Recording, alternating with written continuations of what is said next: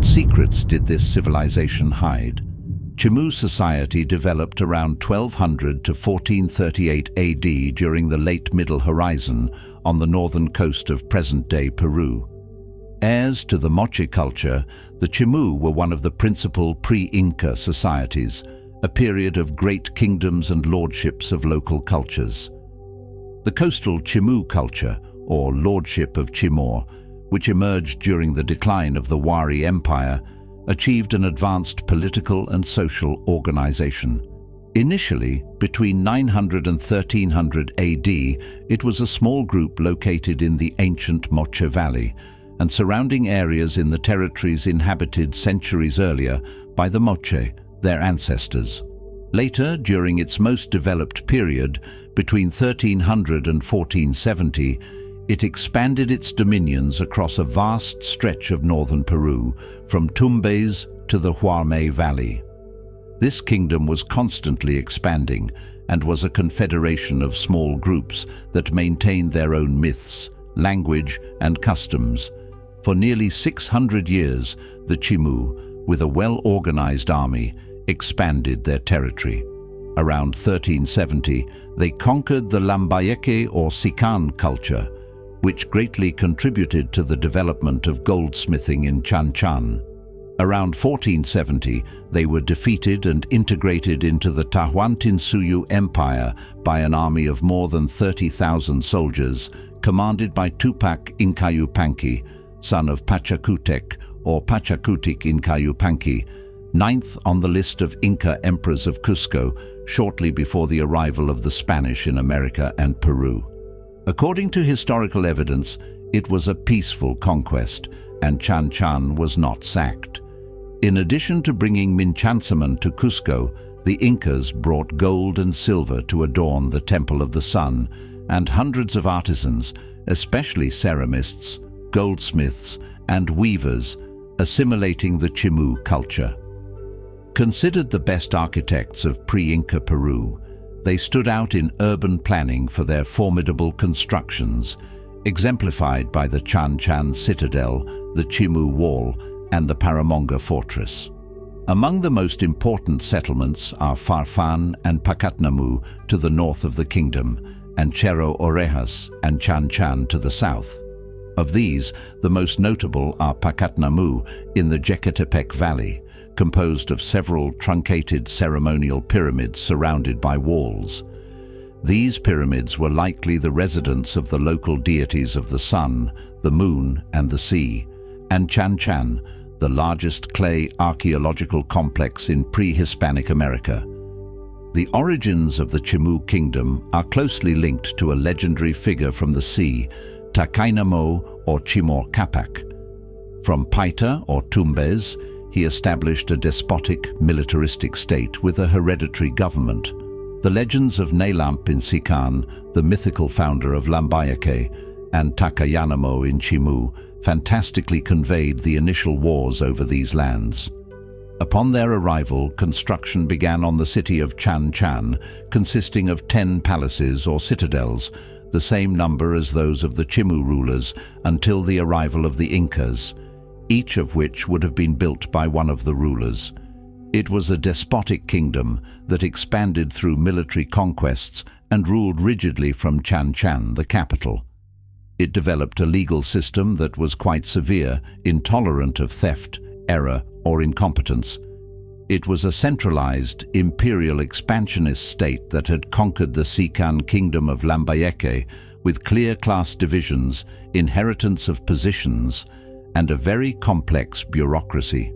Power resided in the sovereign or supreme chief, Chimo Capac or Chie Quich, who united the political and priestly powers, the curachas and the alayek, governors, the high urban bureaucracy, a group with a certain prestige and economic power, the fixla, or pilak, the artisans and the perpetual servants, llanas, and peasants in rural areas.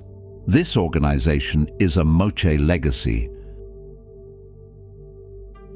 Upon the death of a ruler, his heir only received political office, while the deceased's property and income passed to a group of his descendants as administrators, the deceased remained the ruler.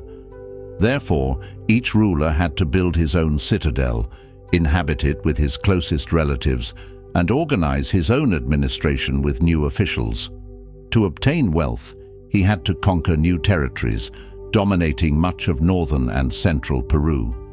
The economic and social system operated through a network of rural-urban centers responsible for collecting and sending the tributes obtained to the capital, Chan Chan, from where the production, storage, redistribution, and consumption of goods and products were managed, organized, and monopolized. The people paid tribute to the rulers in products or labor. The people dedicated themselves to fishing in canoes called cabalitos de totora, agriculture, hunting, crafts, and trade, using bronze axes as currency. The economy was characterized by the exploitation of conquered lands, which provided tributes of food, crafts, labor, and so on. Labor specialization necessitated the operation of a system of exchange or barter, allowing for the acquisition of products and objects that each individual could not produce. New agricultural land was also incorporated into areas that had previously been desert.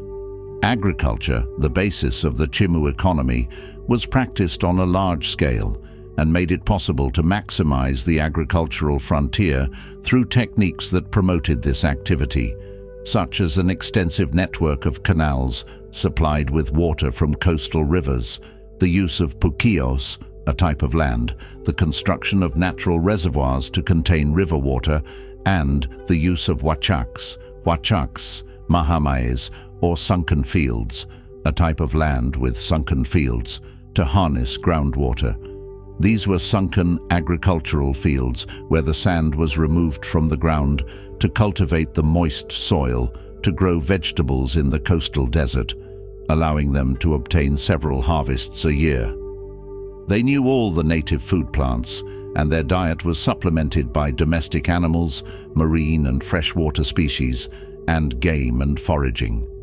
They cultivated corn, beans, sweet potatoes, cassava, potatoes, pumpkins, squash, chili peppers, quegua, peanuts, and fruits such as prickly pear, lucuma, soursop, pacay, avocado, custard apple, tumbo, plum, and papaya. They also cultivated construction plants such as totora, reeds, and bulrushes. Cotton was the most important non-food crop. Guano from the islands was used as fertilizer. According to Spanish chroniclers, the Chimú had regional languages.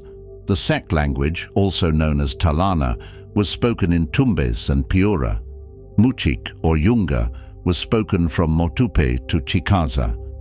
In the 17th century, Father Fernando de la Carrera reported its use in 26 villages along the coast and northern mountains, estimating the number of speakers at 40,000. Olmos was associated with the Olmos region. Kingdom was spoken in the Moche, Viru, and Chao valleys, and Pescadora language was spoken in Pacasmayo and Guadalupe. The predominant language among the Chimú was Quechua, related to Mochica, as Father Calancha, Fray Antonio de la Calancha, their own language, Quingnam, and a fisherman's dialect called Lengua Pescadora by the Spanish missionaries. Regarding its architecture, the polychrome wall decoration is based on friezes modeled in relief and, in some cases, painted, with designs of zoomorphic figures such as fish and birds, as well as geometric figures. The material used in its constructions was adobe, and one of the finest examples was the city of Chan Chan, the seat of the Chimú king. It covered an area of 18 square kilometers, divided into citadels built by each ruler as a residence, which eventually became their tombs. Between 50,000 and 100,000 inhabitants lived there, but only the upper class lived in the decorated buildings. The Chimú state and the city of Chan Chan relied on religion as the basis of their power. For the Chimú, death did not constitute the end. Heaven was merely an extension of the earth where humans continued to live in another sphere of the world, and the life that awaited them after death was merely an extension of their earthly stay with the same obligations or privileges. This is why they buried them with provisions and goods. Burials thus reflected each person's role and place within their society. They believed that the soul of the deceased traveled to the seashore, from where it was transported by sea lions to its final resting place on the islands. Chimú pottery is part of a long tradition developed on the northern coast of Peru over several centuries, which the influence of Huari failed to disrupt. Chimú potters were heirs to the moche tradition, although they adopted and blended elements from styles from the coast and the mountains, from Cajamarca, Pachacamac, and Recuay. The quality of their pottery was inferior to that of the moche, as a result of mass production using molds, losing all artistic originality. They made vessels using sculptural and pictorial techniques with bas-relief decoration and geometric designs, including animals, plants, and fruits. Of particular note are the black globular bottles with a polished and shiny surface, bridge handles, and stirrup handles. These bottles feature a small sculpture, usually of a monkey, placed at the junction of the spout and the arch, on the neck of the spout. Also notable are the sculptural huacos. The pottery is identified by its black color, which was the result of firing the pottery at high temperatures in a reducing atmosphere, using closed kilns to prevent the entry of oxygen and its reaction with the clay. Chimú pottery served two functions, as containers for daily or domestic use, and ceramics for ceremonial use or for burial offerings. The former were crafted without much care, while the funerary ones show considerable dedication.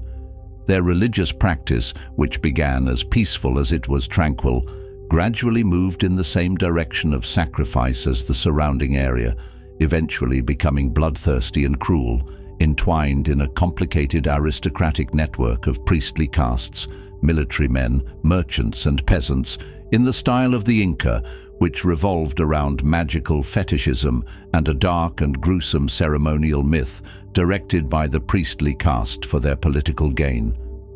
At Huaca de la Luna, some tombs belong to adolescents aged 13 or 14, and there is another tomb that belongs to a child, as they sacrificed children under the age of 5 to their gods, to the moon. Their bodies were wrapped in colorful cotton blankets and buried in the temple esplanades, accompanied by fruit, and chicha was poured over the ground.